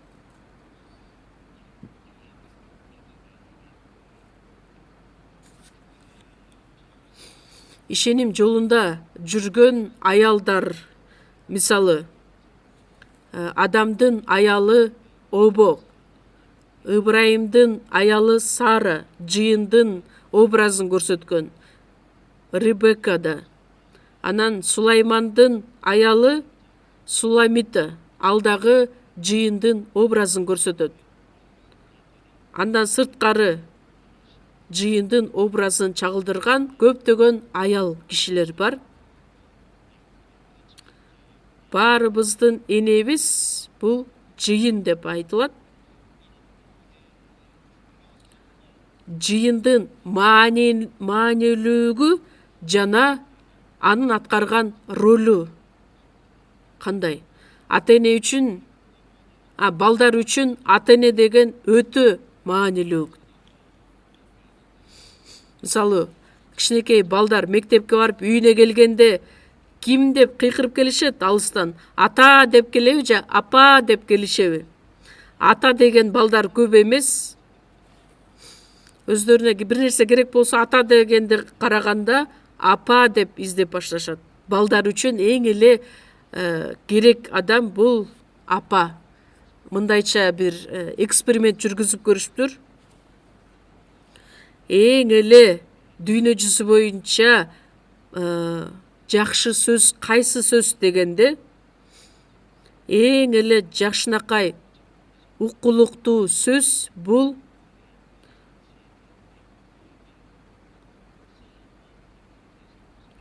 102 мамлекетте 400 000 адамдардын ичинен изилдөө жүргүзгөндө жыйынтыгында биринчи орунда эмне деп турат деп ойлойсуз?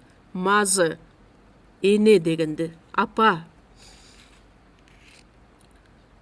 Адамдын жүрөгүндө эне деген сөз өтө чоң ролду аткарат. Экинчи орунда фазы, ата деген сөз чыкса кандай жакшы болот эле. Бирок экинчи орунда passion, бул мындай умтулуу. Үчүнчү орунда smile, күлүү. Төртүнчү орунда love, сүйүү. Ата деген сөзгө жетпей атабыз го. 5тен 10 орунга чейин дагы ата деген сөз чыкпай койду. 70 орунга чейин ата деген сөз чыккан жок. Өзүңүздөр чечмелеп алыңыздар, эми мындан аркысын. Аталарды басынтайын деп айткан жок, мен деле атамын анткени. Анткени эне деген сөз шунчалык бир чоң мааниге экендигин бардык эле адамдар билет. Ошондой сыяктуу эле эне канчалык маанилүү болсо, жыйын дагы ошончолук маанилүү. Биздин замандын 300-жылдарында жашаган ыйык Августин ал куткарылган адам экендиги бизге белгилүү. жыйынга көптөгөн таасирин тийгизген адам. Ал адам эмне деп айткан? Кудайды ата деп, жыйынды эне деп биз кабыл алышыбыз керекпиз. 17-кылымда жашаган Кальвин Швецияда реформатор болуп саналган адам, таанымал адам. Ал эмне деген сөздөрдү айтат? Менимче ал дагы куткарылган адам. Кальвиндин айткан сөздөрү: жыйын ыйыктардын энеси, Кудайды ата катары, жыйынды эне катары сыйлашы керек. Кудайды ата катары кабыл алган адам сөзсүз түрдө жыйынды эне катары кабыл ала турган адам болот. Ошол себептер менен жыйын өтө маанилүү. Сиздерге суроо, куткарылган урматтуу бир туугандар, жыйынды сиздер баалайсыздарбы, барктайсыздарбы? Сиздердин жүрөгүңүздөрдө жыйын канчалык орунда турат? Мен жыйынга кандай маанини берип келип жашап келе жатам? Өзүңүздөргө да суроо берип көрүңүздөрчү. Жыйын жөнүндө ой жүгүрткөн адам руханий жашоодо жетишкендикке жетишкен адам. Жыйынды эне катары кабылган адам. Эне ал төрөш үчүн, баланы төрөш үчүн чоң ролду аткарат. Баланы төрөгөндөн кийин баланы ким багат? Эне багат. Эне төрөйт, эне багат. Жыйын деген кандай жер? Адамдардын жаны куткарылыш үчүн, төрөлүшү үчүн, анан адам чоңоюшу үчүн жыйын өз ролун аткарып берет. Кудай Ыбрайымды өзүнө чакырып алгандан кийин Израилдин тарыхы башталат. Израиль тарыхында Кудайдын аткарган иши эмнеде? Ыйса Машаякты жиберем. Кудайдын убадасы боюнча Ыйса Израиль жерине келет. Израиль жерине келген Ыйсаны кабыл алса жакшы болмок эле, бирок алар кабыл алышкан жок. Жакан 1-бөлүм 12-аятта өз жерине келди, бирок өз эли аны кабыл алган жок. Израиль эли римдиктердин жардамы менен Ыйсаны айкаш жыгачка кадап койсо дагы, айкаш жыгачка кадалуу менен биздин күнөөлөрдү ал кечирди, жакшы кабар ишин толук кандуу аткарды. Жакшы кабар сөзү дүйнө жүзүнө таркатылышы үчүн биринчиден Израиль элине Кудай өз сөзүн айтып келген. Бирок Израиль эли, жүйүттөр 2 жолу адан баш тартышты. Биринчи учурда айкаш жыгачка кадоо учурунда адан баш тартышкан. Экинчиден жакшы кабар таркатылышында дагы алар толугу менен баш тартышат. Куткарылган адамдардын жамааты пайда болду. Эми жакшы кабар сөздү Кудай Израилге тапшырдыбы же жыйынга тапшырды беле? Албетте жыйынга тапшырып берген.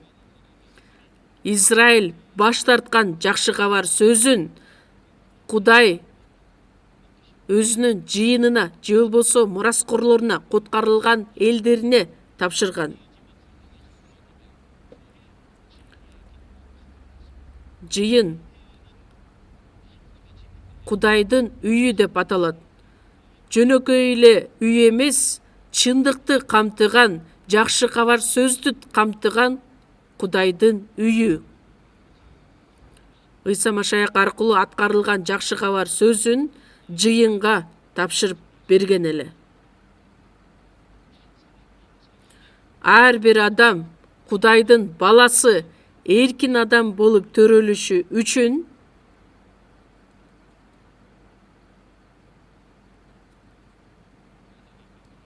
эгерде жыйын ушул жакшы кабар ишин таркатуу ишин көңүл буруп карабаса, анда ал жыйын дагы алсыз же болбосо барксыз болуп калат. Ал жыйын бул дүйнөдө болуусунун дагы кереги жок болуп калат. Биз бул дүйнөдө кайсыл адамды жолуктурбайлы, ал адам Кудайдын баласы катары төрөлдүбү же жокпу? Эркин адам болдубу же жокпу? Ошого биз кызыгышыбыз керекпиз. Ошол жөнүндө кабатыр болушубуз керекпиз. D.L. Moody Японияга келди. Кореяга келсе жакшы болмок, бирок Японияга барды. Японияда жакшы кабар сөзүн таркатып, анан 500 пастор анын астында чогулду. Анан семинарды баштап доскага 500 деген цифраны жазып койду. Анан жандагы 2 нолду алып салды. Анан сурайт: силердин ичиңерде жогорудан төрөлгөн 5 адам барбы жок дегенде? Алар жөнөкөй адам эмес, пасторлар, 500 пастор. Силердин ичиңерден жок дегенде 5 адам барбы жогорудан төрөлгөн? D.L. Moody'нин жүрөгү кандай адамды көрбөсүн, жолуктурбасын, ал эркин адамбы же жокпу, жогорудан төрөлгөн адамбы же жокпу, ошого кызыккан эле. Жыйындын ролу ар бир адам жогорудан төрөлүшү. Мисалы үчүн эненин ролу баланы төрөп, аны жакшы багуу, чоңойтуу. Лука 11 бөлүм 52 аят.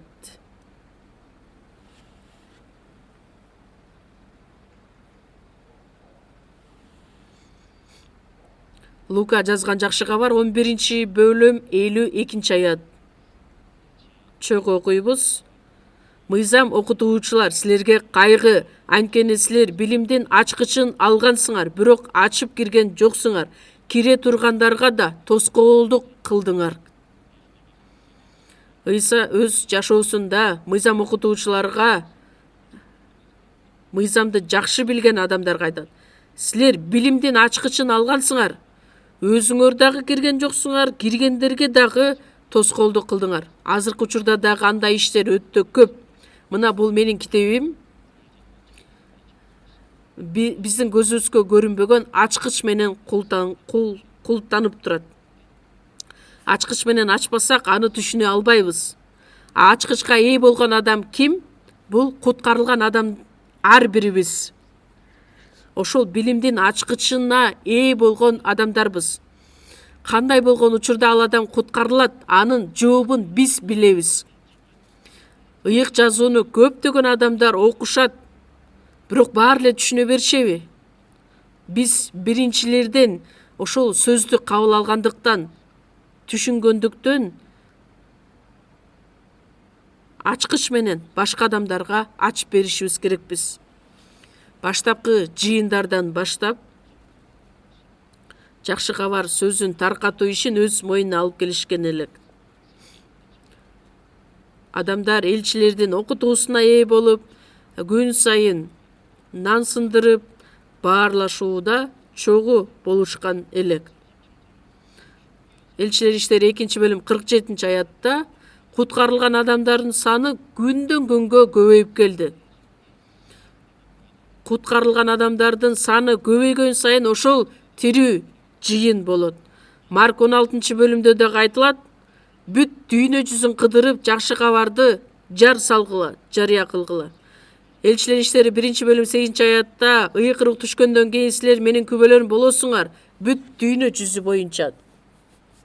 Жыйын жакшы кабарды таркатыш үчүн бул дүйнөдө жашап жатат. Эгерде төрөлгөн болсо, анда ар бир адам жакшы өсүшү үчүн аларга кам көрөт.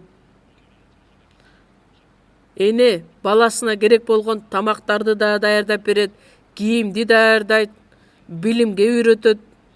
Анын мүнөзү жакшы сапатка ээ болуш үчүн дагы энеси ошолдо роль ойнойт. Куткарылган адамдар, жогорудан төрөлгөн адамдар дагы жыйында өсүшү үчүн жыйын бардык тарабынан жардамын көрсөтөт. Бизге рухий тамак катары сөз берилет. Ошондуктан жыйында эң эле маанилүү нерсе бул сөз. Матай 4-бөлүм 4-аятта адам нан менен гана эмес, Кудайдын оозунан чыккан ар бир сөз менен жашайт. Биздин руханий тамагыбыз бул сөз. Ошондуктан жыйындын ичинде сөз менен тамактанып, сөзгө тил алчаак болуп жашасак, Кудайга жага турган жашоо менен жашай алабыз дагы, Кудайды даңктай алабыз. 1 Петр 2-бөлүм 2-аятта жаңы төрөлгөн балдар катары рухи таза сүттү сүйгүлө. Жаңы төрөлгөн адамдарга, балдарга сүт керек болгон сыяктуудай эле бизге ошол сүт керектелет, нан керектелет. Жыйындарга айтылган сөздөрдү кулак төшөп уккула. Жыйын бизге сөз берет, сөз менен камсыз кылат. Өсүшүбүз үчүн, жеткилең болушубуз үчүн.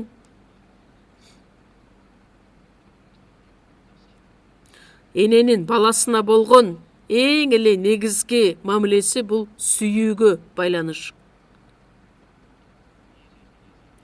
Бул дүйнөдө Кудайдан башка бүт башка жаралган жаратылыш буюмдардын ичинен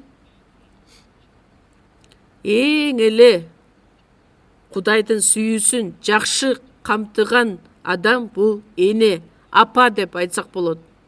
Эмне үчүн жыйынды эне менен салыштырган? Анткени эне өзүнүн сүйүүсүн балдарына арнагандай эле жыйында Кудайдын сүйүүсү бар.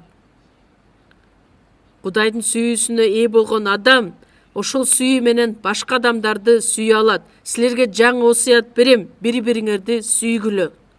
Сүйүү жок болсо биз эч нерсе эмеспиз. Сүйүү жок болсо анда эгерде биз бардыгына ээ болуп, сүйүүгө ээ болбосок, анда колубуздан эч нерсе келбейт. Мейли мен өзүмдү отко ыргытайын, отко таштайын, бирок сүйүү жок болсо ал дагы пайдасыз. Жеке өзүмдө дагы сүйүү болушу керек. Жыйында да сүйүү болушу керек. Бир сөз менен айтканда, жыйын бул сүйүү.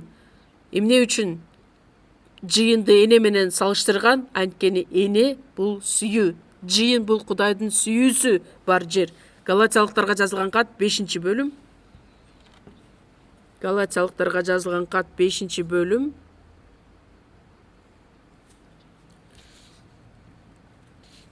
Галатиялыктарга жазылган кат 5-бөлүм 5-6 аяттарды чогуу окуйбуз.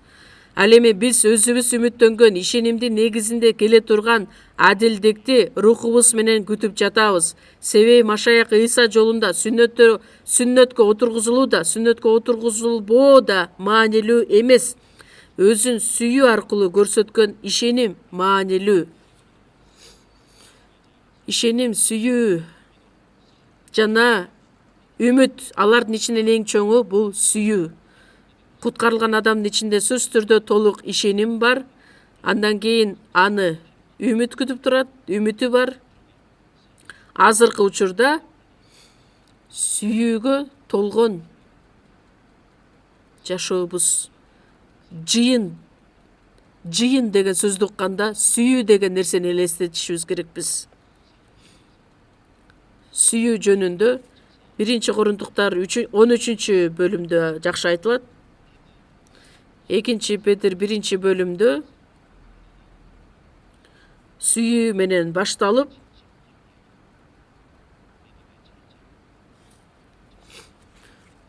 сүйүү менен башталат дагы.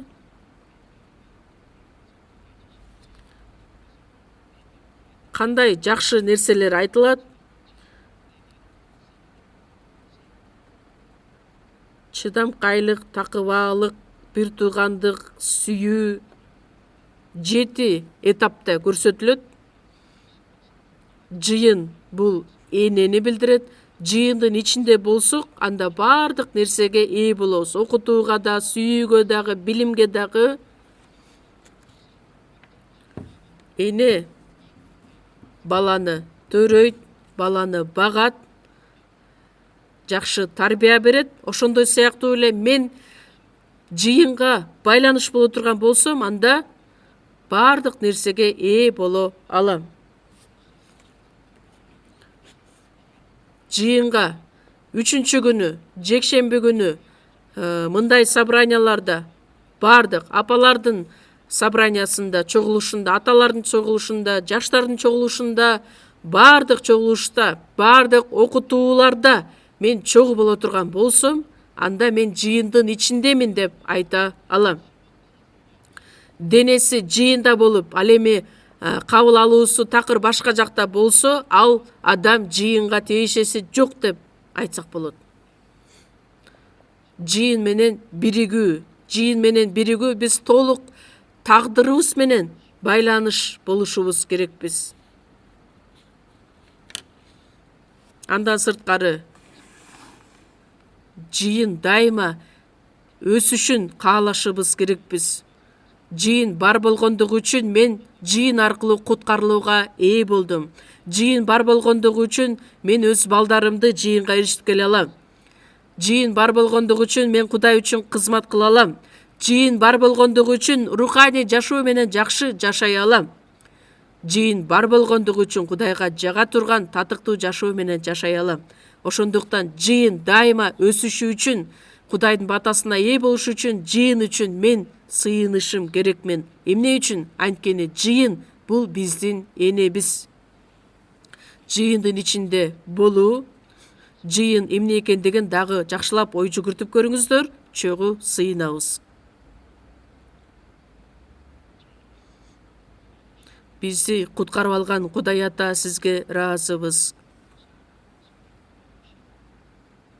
Кудай Ата сөз аркылуу берген мыйзам убадасы, ырайым убадасы жөнүндө бүгүн айырмалап билип, биздин куткарылуубузга байланыш болгон көйгөйлөрдү карап кетүүгө шарт түзүп бергендиңиз үчүн ыраазыбыз.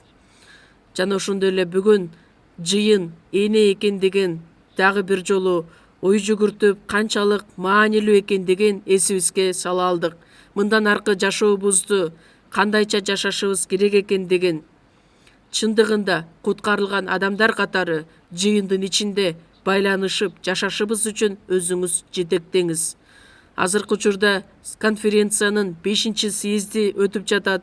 Акыркы 7-съездге чейин биз менен чогуу болуп, көптөгөн адамдар куткарылышына жардам бериңиз. Бизди куткарып алган Машаяктын ысымынан сыйындык. Аминь.